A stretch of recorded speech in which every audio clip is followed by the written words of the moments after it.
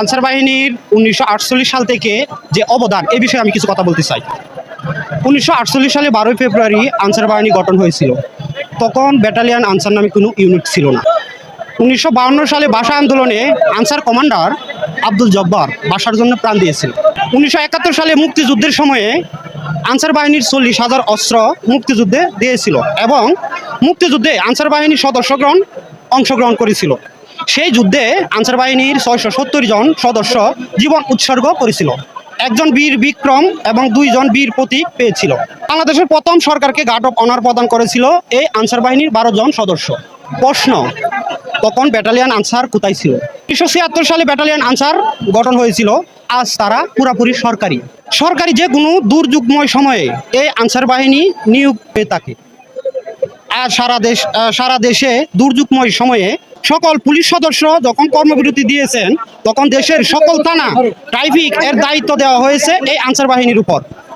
আর সেই সময়ে কাঁধে কাঁধ মিলে এবং সাধারণ আনসার সদস্যগণ নিরাপত্তায় কাজ করে যাচ্ছে। এখন প্রশ্ন হইল, ব্যাটালিয়ান আনসার আমাদের ব্যবহার করে সরকারের কাছে তাদের নাম করে। দেশের গুরুত্বপূর্ণ সরকারি বেসরকারি স্থাপনা, বিমানবন্দর, নৌবন্দর, সারা বাংলাদেশের 495টি উপজেলা প্রত্যেক ইউনুসারের নিরাপত্তায় এবং ঢাকার মেট্রোপলিটন প্রত্যেকটি থানায় আনসার সদস্য ডিউটি করে থাকে। প্রশ্ন, এই আনসার সদস্যের ভবিষ্যৎ কি? প্রশ্ন, দেশভাগের পর থেকে আনসার বাহিনী এত অবদান, তবে কেন ব্যাটালিয়ান আনসার আর সাধারণ আনসারদের মাঝে এত একই বাহিনীর অংশ থেকেও কেন এত বৈষম্য? প্রশ্ন থেকে গেল। একজন আনসার সদস্য দীর্ঘ 3 মাস ট্রেনিং শেষে 3 বছর চাকরি সম্পন্ন করে 6 থেকে 10 মাস বাড়িতে বসে থাকতে হয়। বিসিএস আনসার ক্যাডারগণ ও অফিসারদের কাছে আমার প্রশ্ন, এই রেশ নামক 6 থেকে 10 মাস আনসার সদস্যগণ কি করে চলে, কি খায়, তাদের ফ্যামিলি কেমন করে চলে, বুঝ নিয়েছেন কি?